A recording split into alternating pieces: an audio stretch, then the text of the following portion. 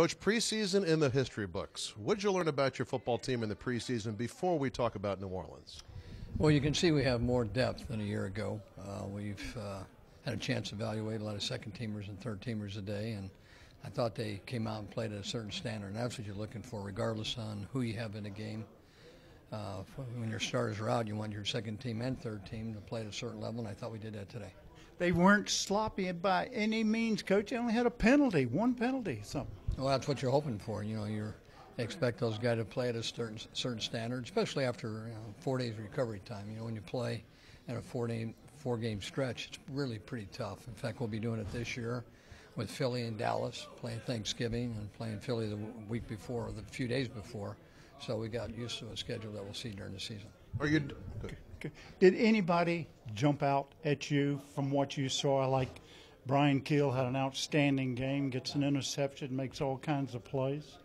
Well, anytime you play at that level, I think a lot of guys stood out in that game. I mean, defensively, I think anytime you hold a team to 160 yards for the whole game, you're playing against NFL people.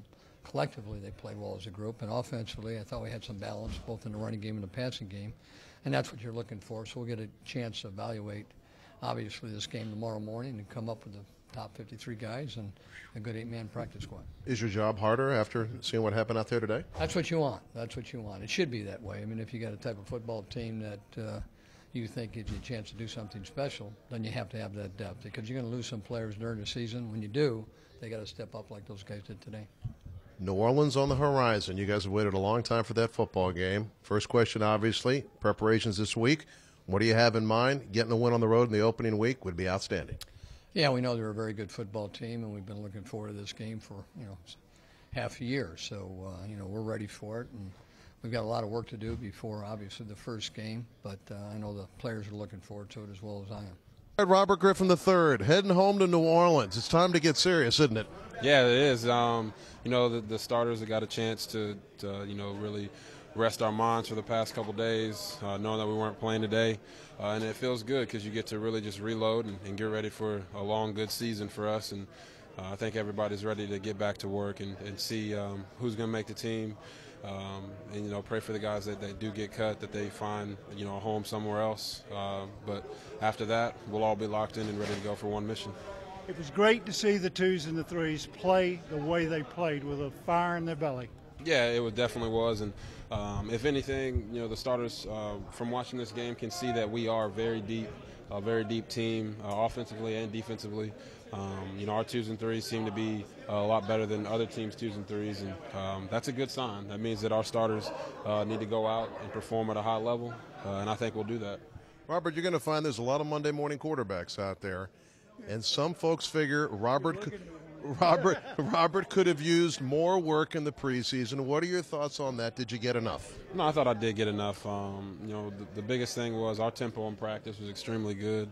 I'm clashing and going in there and doing audibles against London Fletcher, one of the best to ever play. So, I think I definitely got enough work in practice, definitely got enough game snaps to where you don't want to put a guy out there and get him hit too many times. One game we had the opposing quarterback get sacked 4 times and he had 14 quarterback hits. So you don't want something like that happen to your quarterback. So you get him enough reps and you get him out of there so he can be ready for the season. Hurrah.